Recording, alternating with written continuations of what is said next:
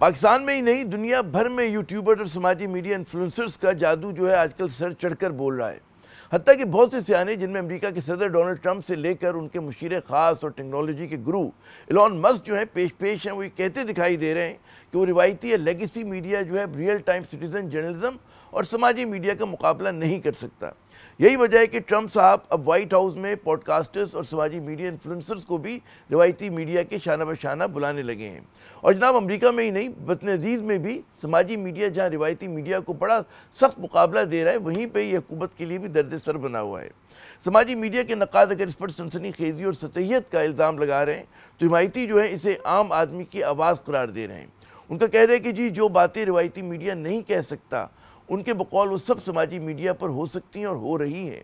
लेकिन ये हकीकत है कि रिवायती मीडिया भी अपने दायरे असर बढ़ाने के लिए समाजी मीडिया का सहारा लेने पर मजबूर है, जहाँ सिर्फ आपकी मनचाही जो है ख़बरें और पसंदीदा तज़किये तबसरे और इंटरव्यूज़ ही नहीं बल्कि बहुत सा तफरी मवाद भी मिलता है। यानी रिवायती मीडिया के लिए समाजी मीडिया ज़रूरी है, लेकिन समाजी मीडिया के लिए रिवायती मीडिया ज़रूरी नहीं। तो ईद के दूसरे रोज़ भी जरा सा रिवायती सियासत और मौज़ूआत से हटकर कुछ बात करते हैं न्यू मीडिया की। हमारा साथ देंगे मोहतरम शहजाद ग़ियास साहब, द पाकिस्तान एक्सपीरियंस के प्लेटफॉर्म से ज़ोरदार किस्म के पॉडकास्ट करने के लिए एक अलग शोहरत रखते हैं। हमारे दूसरे मेहमान हैं मोहतरम इम्तियाज़ चांडियो साहब, जो अमरीका में मुकीम हैं और बुनियादी तौर पर सफरी या ट्रेवल वीलॉग्स जो हैं और वीडियोज़ बनाकर पेश करते हैं, नई नई जगहों की सैर करवाते हैं। और हमारी आज की तीसरी मेहमान सिक्काबंद सहाफ़ी फरजाना अली साहिबा, आज न्यूज़ पेशावर की ब्यूरो चीफ भी हैं, लेकिन समाजी मीडिया पर फ़ाल भी हैं और मकबूल भी। तो ग़ियास साहब शुरू से बात करते हैं कि यूट्यूब पर झंडे गाड़ने का ख्याल आपको आया तो कैसे आया? न्यूज़ चैनल पे भी क्या आपने कभी किस्मत आजमाई की या नहीं की, और शुरुआत कैसे की? सर मैं तो एक्सीडेंटल सहाफ़ी हूँ, मैं तो इनफैक्ट सहाफ़ी हूँ भी नहीं, तो न्यूज़ की तरफ तो मैंने कभी रुख नहीं किया। कॉमेडी शो ज़रूर मैंने आज पर किया था जो बिल्कुल नहीं चला, तो फिर हम लोग थोड़ी सीरियस पॉडकास्ट भी करना शुरू हो गए। जिस तरह आपने भी कहा कि थोड़ी बहुत तफरी भी हो जाती है, थोड़ा बहुत मजाक भी हो जाता है, तो यूट्यूब भी एक्सीडेंटल शुरू हुआ। इस तरह कोई हमारी सोच नहीं थी कि हम दुनिया बदल देंगे या रिवायती अंदाज सहाफ़त का बदल देंगे या मीडिया का तरीका बदल देंगे। हमने तो कभी नहीं सोचा था कि फॉर्मर प्राइम मिनिस्टर आपने क्या एक्सीडेंटल वो हादसा क्या था कि आप इस पर आ गए यूट्यूब पर? सर ऐसे कई हादसे होते हैं जो हमें बताने नहीं चाहिए, स्पेशली मेन स्ट्रीम मीडिया पे तो नहीं बताने चाहिए, पर मेरा इरादा तो बिल्कुल गुफ्तगू करने का था कि लोगों के साथ गुफ्तगू की जाए। जो एक लॉस्ट सा कल्चर है कि शाम की चाय पर बैठकर किसी से बात की जाए, ना कि जिस तरह शो का फॉर्मेट होता है कि आज की खबर ये है या ये सवाल हमने पूछने हैं, उससे बालातर गुफ्तगू करनी थी। और शुरू की पॉडकास्ट जब हमने शुरू की तो मेरे दोस्त यार ही आ रहे थे या कोई नामवर लोग जिनको मैं जानता था।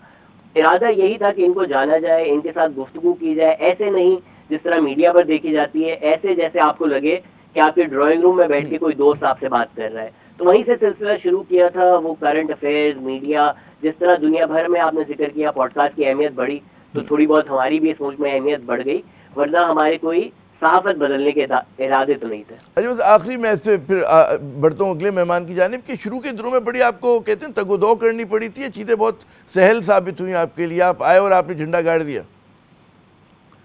सर ऐसा तो बिल्कुल नहीं है। जब मैंने पॉडकास्ट शुरू किए थे पाकिस्तान में कोई भी नहीं कर रहा था, मेरे ख्याल से जुनैद अकरम की एक दो आ गई थी, तो व्यूज़ लेने के लिए या वायरल होने के लिए ऐसी तो कोई सोच हमने सोचा ही नहीं था बिल्कुल भी। तो हमारी आप देखें अगर शुरू की 50 पॉडकास्ट भी होंगी, कम ही व्यूज़ आते थे। कोविड जब आया तो सब लोगों को कुछ ना कुछ चाहिए था देखने के लिए, तो उस टाइम हमारी पॉडकास्ट थोड़ी फेमस हुई। उस टाइम नामवर लोग भी थोड़े फारिग थे, तो उन्होंने भी हम जैसे छोटे यूट्यूबर्स को वक्त दे दिया, तो उससे भी एक थोड़ी पॉपुलैरिटी बढ़ी। पर ऐसा बिल्कुल नहीं था कि आप पहली वीडियो बनाएंगे और वो वायरल हो जाएगी। अगर कोई यूट्यूब करना चाह रहा है, it's a long race and you have to be consistent with it. You don't, अगर आप इस इरादे से करेंगे कि मैं वायरल हो जाऊँ, फेम मिल जाए, फिर तो कोई भी काम करना मुश्किल है। You just have to put your head down, do the work and these things come as part. आपने बिल्कुल सही बात किया, कंसिस्टेंट रहना बहुत जरूरी है। इम्तियाज़ चांडियो साहब, आप अमेरिका में मुकीम हैं और मैं जहाँ तक मुझे याद है कि आप जैसे बल्कि भी आपसे गप हो रही थी कि हैदराबाद में आप काफ़ी अखबार से भी मुंसलिक रहे हैं। अच्छा, ट्रेवलॉग्स जो आपने स्पेशलाइज़ किया है वो अमूमन मैं देखता हूँ कि पाकिस्तानी सहाफ़त में वो ज़्यादातर अंग्रेज़ी अखबारात और जराइद में बड़ा नीश समझा जाता है, और हमारा मेन स्ट्रीम उर्दू मीडिया भी इतनी ज़्यादा लिफ्ट नहीं करता सफ़रनामों को, ट्रेवलॉग्स को। तो आप किस तरह जाने के लिए ट्रेवलॉग्स की तरफ? जैसा साहब मुझे जो है ना थोड़ा सा, क्योंकि जब मैं तंग आ गया मतलब मीडिया से, तो फिर मैंने सोचा कि हम जिस आंख से पूरी दुनिया को जहां भी जाते हैं देखते हैं तो उसी को उसी तरह से दिखाने की कोशिश करूं। तो मैं भी जब कोविड का टाइम था तो उस टाइम पे वीडियोस देखी थी, लेकिन मैं शुरू नहीं कर पा रहा था। तो फिर मैंने जब ट्रेवल शुरू किए थे, जैसे मैं थाईलैंड गया, सिंगापुर, मलेशिया या जहां भी जाता था, तो तो मैंने एक बुक लिखने की कोशिश की थी, और उसको फिर मैंने बंद करके कहा कि अब जो है ना मुझे यूट्यूब पर ही वीडियो डालनी चाहिए, और इसमें मैं मुख्तलिफ लोगों से मिलूंगा भी तो सही, उनकी लाइफ क्या है, किस तरह से है।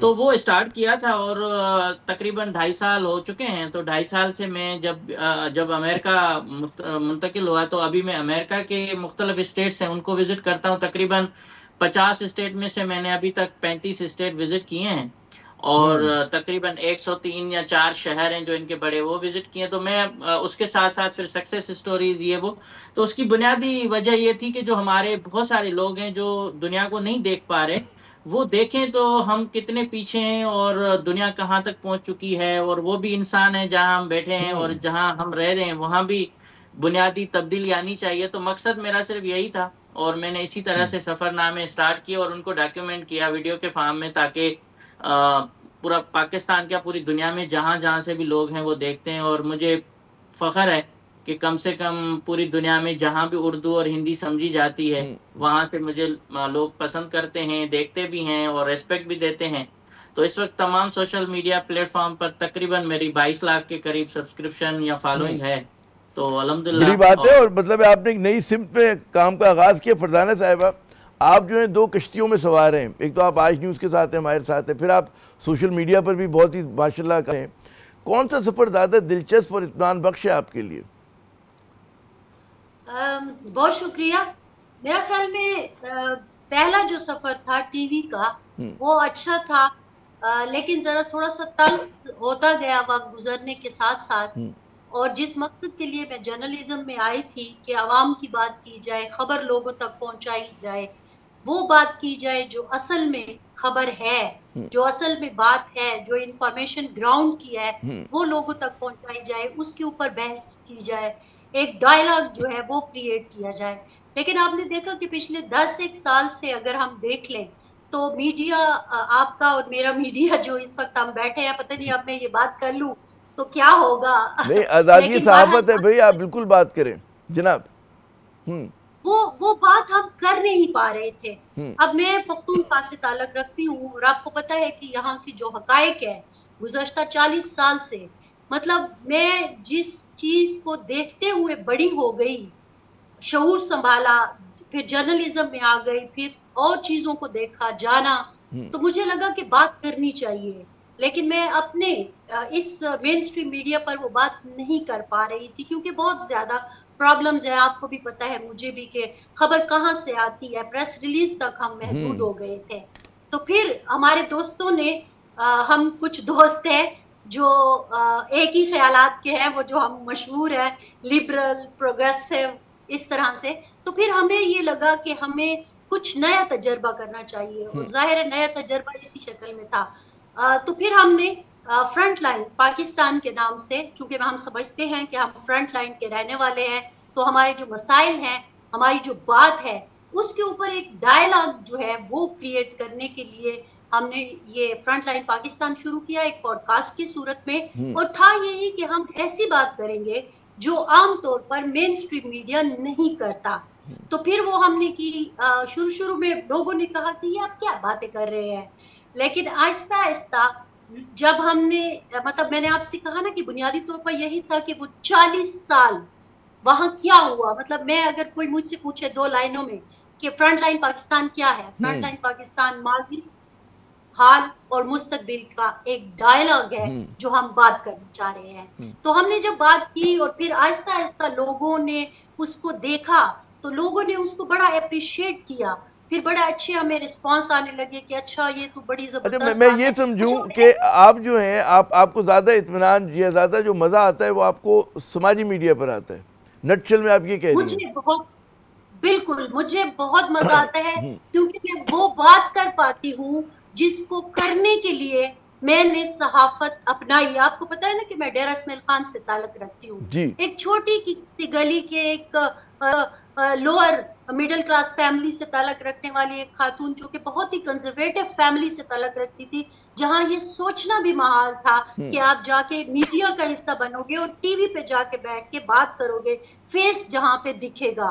तो वो सारे चैलेंजेस जब आप पार करके सारी दुनिया से लड़के आप उस सीट पर आके बैठे और फिर बात भी ना कर सके, तो फिर फायदा क्या हुआ? तो आपका कहने की इन डेप्थ बात होती है, वो बात होती है जो आप जो है मेन स्ट्रीम मीडिया पे नहीं कर पाते। लेकिन गयास साहब, बात ये कि वो कहते हैं ना कि अब गेट कीपर्स ऑफ वो जो है ना इंफॉर्मेशन नहीं है अब जी मीडिया के ऊपर, और जो फ़र्द है वो बहुत ज़्यादा मजबूत हो गया है, जो चीज़ चाहता है वो कह देता है।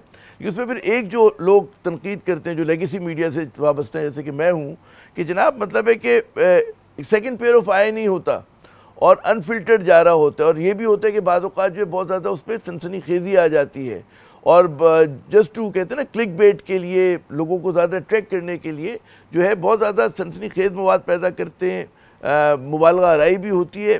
कहाँ तक ये इल्ज़ामात, ये तनकीद दुरुस्त है आप लोगों पे? सर मेरे ख्याल से ये उसी तरह की बात है कि हर कोई अगली जनरेशन को देखकर बोलता है कि यार इनके पास बहुत ज़्यादा आज़ादी है, हमारे पास मुश्किलात थी। जो आप जिक्र कर रहे हैं माजरत के साथ, वो सेंसेशनलिज्म हो, वो झूठी खबरें हो, वो हर चीज़ को ब्रेकिंग न्यूज़ बनाकर पेश करना हो, ये हमारी मेन स्ट्रीम मीडिया ने शुरू किया। झूठ बोलना भी, फेक न्यूज़ भी उसको करना।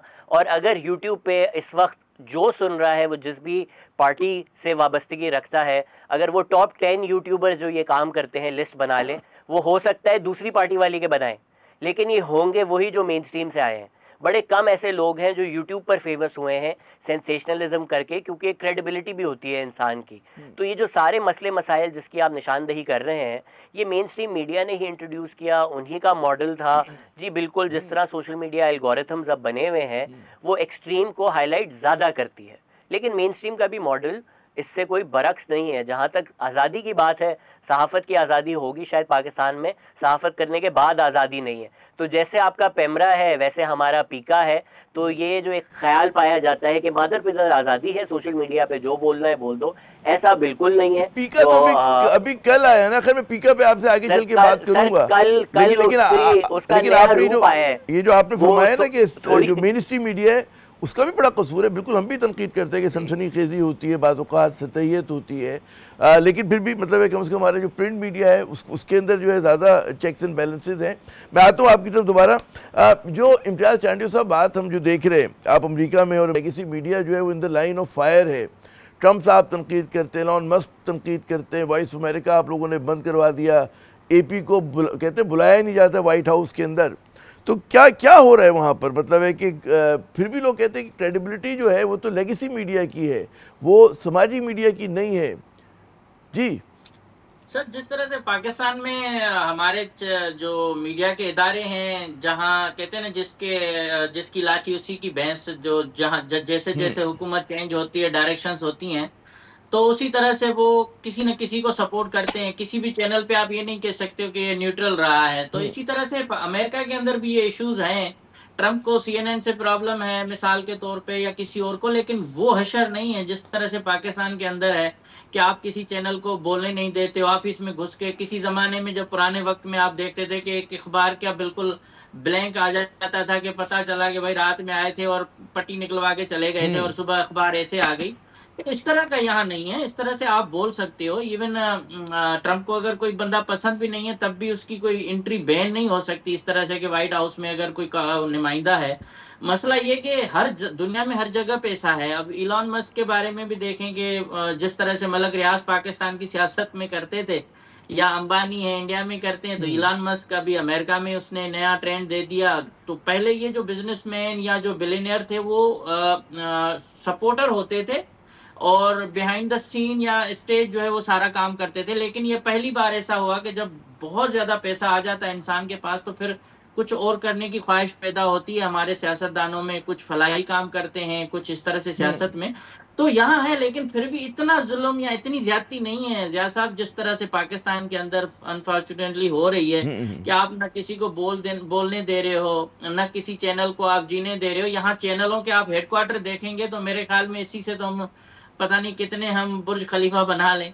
तो अच्छा, ये आपने भी और गयास साहब ने भी जिस चीज़ की तरफ इशारा किया है, इसके ऊपर मजीद हम गुफ्तगू करते हैं, यानी कि मीडिया पे बढ़ती हुई पाबंदियों पे, और जिसका शिकार जो है हम लोग शिकायत करते हैं जी, समाजी मीडिया भी है और जनाब आपका जो मेन स्ट्रीम मीडिया है वो भी है, लेकिन बात करेंगे वक्फे के बाद।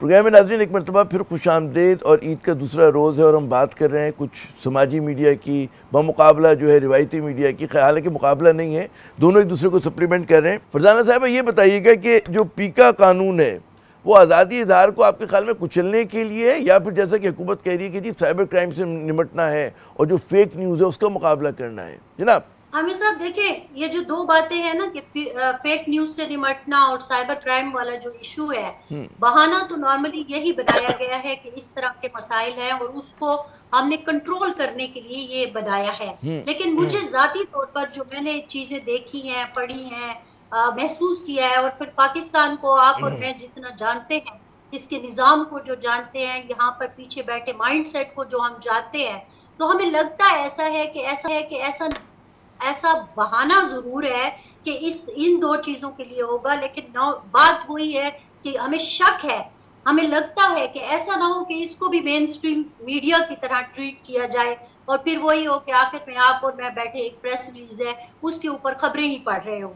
तो देखिए, बुनियादी तौर पर मैंने आपसे जैसे पहले भी कहा कि मैंने पॉडकास्ट क्यों शुरू किया, एक डायलॉग जनरेट करने के लिए, क्योंकि मैं समझती हूँ कि इस वक्त हमारी जो सूरत हाल है उसमें सारे लोग एक दूसरे से नफरत करने पर मजबूर हैं या तुले हुए हैं या उनको मजबूर कर दिया गया है।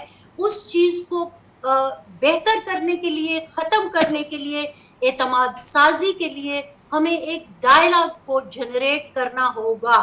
उसके कुछ बुरे असरात भी होंगे, लेकिन फिर जाके वक्त के साथ साथ अच्छे असरात भी सामने आएंगे। आप मुझे खुद बताएं कि जब टीवी आया था गुफ्तगू होनी चाहिए, कितनी बातें कर दी गई थी कि जनाब ये हो जाएगा तो वो हो जाएगा, कुछ भी नहीं हुआ। अच्छा, अब मुझे अगर इजाजत दे, ये हमारे गयास साहब ने तस्करा किया था पीका कानून का कि बिल्कुल मादर पिदर आज़ादी हासिल नहीं है। अब उसी आर्ग्यूमेंट को अगर हम आगे बढ़ाते हैं कि अब हम देख रहे हैं कि हुकूमत जो है वो, क्या आपको ऐसा महसूस होता है कि जो लोग कंटेंट प्रोड्यूस करते हैं उनके पीछे हुकूमत अब आ रही है, उन पर मुकदमात बन रहे हैं, गिरफ्तारी हो रही है, या फिर वो जो जिस तरह के इल्ज़ामात लग रहे हैं कि जी एंटी स्टेट है या फेक न्यूज़ है, या और उनके ऊपर साइबर क्राइम के जो दफात लग रही हैं दफात, कि किस तरह से आप क्या समझते हैं कि पीका से पहले आप खुलकर काम करते थे या आप कुछ अंडर प्रेशर करने लगे?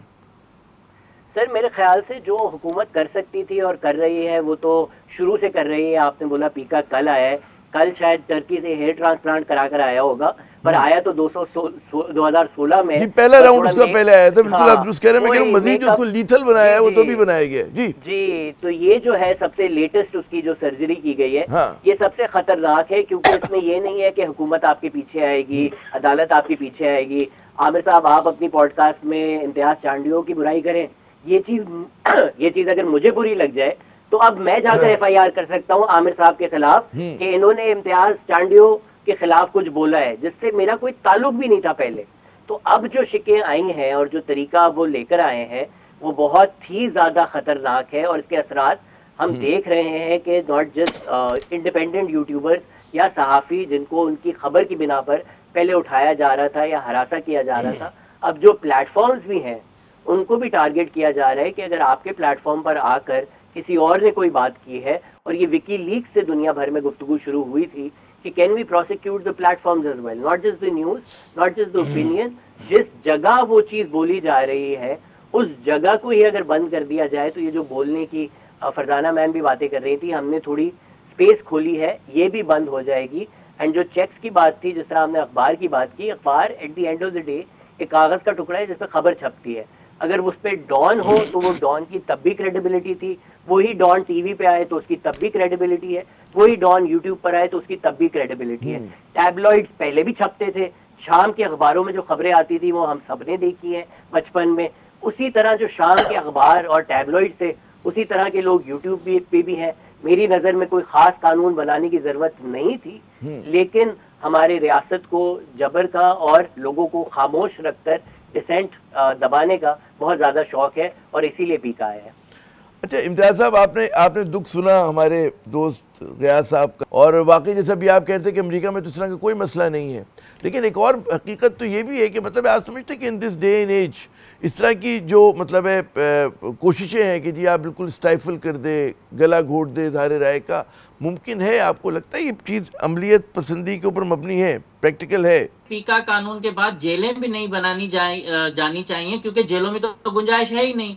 आप पूरे सिंध के जेल देखें, आपको गुंजाइश से ज्यादा कैदी मिलते हैं, तो ये जो नई पकड़ धकड़ होगी उनको कहाँ रखा जाएगा? तो उनके लिए कोई नई जेल बनाई जाए जिसका नाम रखें सोशल मीडिया जेल, क्योंकि ये सारा जो कानून है जो आपकी मेन स्ट्रीम मीडिया है उसमें तो इतना इम्प्लीमेंट होता, क्योंकि होगा भी नहीं, क्योंकि वहां तो ऑलरेडी मालकान या जो चीजें हैं वो प्रेशर में हैं, पैमरा बैठा हुआ है। लेकिन ये सब कुछ है ही सोशल मीडिया की जबानबंदी करने के लिए, क्योंकि अब पाकिस्तान में ना आप बोल सकते हो, मेरा अपना मुल्क है, हम मोहब्बत भी करते हैं, हम चाहते हैं कि जब बोलेंगे नहीं तो मसले कैसे हल होंगे। तो इन लोगों को खामोश कराने के लिए ये जो कानून लाए जा रहे हैं, इसका कोई मेरे ख्याल में कोई फायदा नहीं है, बदनामी ज्यादा होगी इनकी अपनी। और जहां तक आप अमेरिका की बात करें, देखें यहाँ तो जो सिटीजन हैं, या भी थोड़े हालात थोड़े चेंज हुए हैं वो अलग बात है, लेकिन वो अपने प्रेसिडेंट के खिलाफ भी झंडे लगा के गाड़ियों पे चल रहे होते हैं। मतलब इवन उसमें गैर अखलाकी जुमले भी होते हैं। इवन आप पुलिस के साथ, जब पुलिस अगर आपसे कुछ पूछती है कि भाई तुम अपना आईडी दिखाओ, तो लोग उससे भी लड़ पड़ते हैं। वो अलग बात है कि बाद में उसको एक सिपाही भी यहाँ पूरी रियासत समझा जाता है और अलग चीजें हैं, लेकिन आपकी जबानबंदी इस तरह से नहीं होती जिस तरह से आप। अच्छा, अब मुझे अगर आप इजाजत दे, वो कहते let me be devil's advocate Farzana साहिबा, वो कहते हैं जी मादर पितर आज़ाद, कहते हैं आज़ादी तो दुनिया में कहीं भी नहीं होती, हर जगह लिमिट्स टू फ्रीडम होती हैं, वो चाहे मगरबी ममालिक हों, चाहे वो हमारी तीसरी दुनिया के डेवलपिंग ममालिक हों। और जो एक बड़ा मजबूत आर्ग्यूमेंट है वो ये कि जनाब पाकिस्तान में भी अब भी मतलब है हमारा जो मेन स्ट्रीम मीडिया है वो 70-80% तो आज़ाद है, और बहुत सारी चीज़ों पे वो बात भी करता है, बहुत सारी चीज़ों पे तो खुद बात नहीं करते, इसलिए नहीं करते कि गालिबन कमर्शियल इंटरेस्ट वहाँ पर आड़े आ जाते हैं। लेकिन मतलब उतनी ही आज़ादी है जितनी मतलब है भारत में मीडिया को होगी, या मतलब हमारे और पड़ोसी ममालिक में, जो पाकिस्तान जैसे और दीगर ममालिक हैं जो हमारी स्टेज पे खड़े हुए हैं। जी मैं ये अर्ज कर रही हूँ कि ऐसे मत कहे कि हमें उतनी आज़ादी हासिल है, आप भी इसी मीडिया पर बैठे हैं। आप मैंने पहला जुमला कहा let me be devil's advocate, तो मुझे जरा सा मतलब है गुफ्तगू को बढ़ाना भी तो है ना आगे। अगर मैं आपकी हाँ में हाँ मिलाने लगूंगा तब तो बात नहीं बनेगी। जी अब आप देखिए ना कि पूरे पाकिस्तान में एक बहुत ही मकबूल पार्टी है, उसका लीडर है इमरान खान। मैं और आप उसका नाम नहीं ले सकते। आज मैं एक थोड़ी सी लिबर्टी लेते हुए, चूंकि मैं एंकर नहीं हूँ, मैं तो लेता हूँ, बिल्कुल लेता हूँ, आप भी ले रही हैं माशाल्लाह, हम तो नाम लेते हैं। जी तो ये सूरत हाल जब हो और फिर एक एडवर्टाइजर की तलवार आपके सर के ऊपर लटकी हुई है, एक इदारों की तलवार आपके सर के ऊपर लटकी हुई है, और ये जो आप बहुत सारे लोग कहते हैं ना, सर मुझे कहने दीजिए आमिर साहब के, ये जो बहुत सारे लोग कहते हैं जी हमारे यहाँ तो बड़ी आज़ादी है, आप कुछ भी कह लें। नहीं, ऐसा नहीं है कुछ भी कह लें, सिर्फ सियासतदानों की पगड़ियां उछाल लें तो फिर आपको आज़ादी है, बाकी आप कुछ नहीं कह सकते। कुछ नो गो एरियाज भी हैं, लोगों को नहीं बुला सकते, दुरुस्त, आप लोगों को नहीं बुला सकते। आप मुझे कहें कि आप अफरासियाब खटक को और मोहसिन दावड़ को कल अपने प्रोग्राम में बुला के जरा मुझे बता दें कि क्या आपको आज़ादी है या नहीं है। मसला ये है कि पता नहीं ये इनको क्यों लगता है कि हम बहुत आज़ाद हैं। हम आज़ाद नहीं हैं। अगर हम आज़ाद होते, वो बात जो मैं अपनी पॉडकास्ट में कर सकती हूँ, अगर मैं अपनी टीवी पर कर सकती, तो मुझे कोई ज़रूरत नहीं थी सोशल मीडिया पर जाने की। दूसरा, ये जो कहते हैं ना कि आखिरी एक जुमला दो जुमले में कहूँगी कि जनाब ये जो कहते हैं ना कि सोशल मीडिया मदर पैदर आज़ाद है और ये है वो है, देखिए हर एक चीज़ का एक वक्त होता है। मैंने पहले भी कहा है कि आहिस्ता आहिस्ता चीज़ें फिल्टर होती जाएगी। मैं भी फरजाना मुझे कह रहे हैं मैं ज़रा ब्रेक ले लूँ, ये सेंसर नहीं है, मुझे हमारे प्रोड्यूसर साहब कह रहे हैं ब्रेक ले लेते। नाज़रीन, ब्रेक के बाद जब आएंगे तो बात करेंगे कि जनाब ये जो नैरेटिव बिल्डिंग में क्या किरदार है यूट्यूब का, कितना अहम है, इसके ऊपर बात करते हैं, लेकिन वक्फे के बाद। तो जनाब बात कुछ हम लोग कर रहे हैं समाजी मीडिया पे। हमारे साथ मौजूद हैं गयास साहब, मौजूद हैं इम्तियाज़ चांडियो साहब हैं, और फरजाना अली साहिबा हैं, और तीनों जो हैं एक तरह से किसी न किसी हवाले से चैम्पियंस हैं समाजी मीडिया के। गयास साहब ये बताइएगा, मैंने जो वक्फे पे जाने से पहले कहा कि role of YouTube in narrative building, कितना अहम है ये चीज़? सर नैरेटिव बिल्डिंग में तो हर मीडिया का रोल होता है। अगर हम आप एक निजी प्राइवेट इदारे पर बैठे हुए हैं चैनल पर, ये चैनल्स भी इसलिए आए थे कि जब वो एक हाईजैक हुआ था प्लेन, तब हमारी रियासत को एहसास हुआ कि सारा नैरेटिव तो इंडिया की तरफ से आ रहा है, तो इसीलिए हमें प्राइवेट मीडिया चैनल्स बनाने चाहिए ताकि हमारा भी नैरेटिव दुनिया के सामने एटलीस्ट पेश तो किया जाए। पर वो जो आपने बात की थी कि 70-80% हम आज़ाद हैं, ये उसी तरह की बात है कि मैंने पूरे रमज़ान अभी पकोड़े खाए हैं और मेरे जहन में मुझे लगता है 7-8 दिन जिम जाऊँगा ठीक हो जाएगा। ये 7-8 दिन मेरे 7-8 सालों में नहीं आए।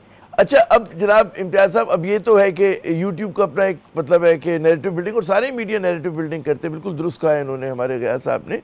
आप क्या समझते हैं कि एक और जो है कि जी इकोनॉमिक प्रेशर्स वो सारे कमर्शियल मीडिया पर भी होते हैं, और वो हम देख रहे हैं कि यूट्यूब के ऊपर भी हो सकता है, स्पॉन्सरशिप का मसला हो सकता है, ब्रांड डील्स होती हैं, ये किस हद तक जो है चैलेंज होता है, कहते हैं ना कि अनफिल्टर्ड न्यूज़ देने के लिए या अनफिल्टर्ड ओपिनियन देने के लिए, या उसकी वजह से जो हमारा व्यू है या हमारी जो खबर है टेंटेड हो जाती है। जी साहब देखिए, जिस तरह से पाकिस्तान के कानून है इस तरह से यूट्यूब का भी कानून है। ऐसे नहीं है कि आप बस मुंह उठा के यूट्यूब पर कोई भी चीज डाल दें और यूट्यूब आपको छोड़ देगा। यूट्यूब के अपने कानून है जो मेरे ख्याल में पीका से बेहतरीन है।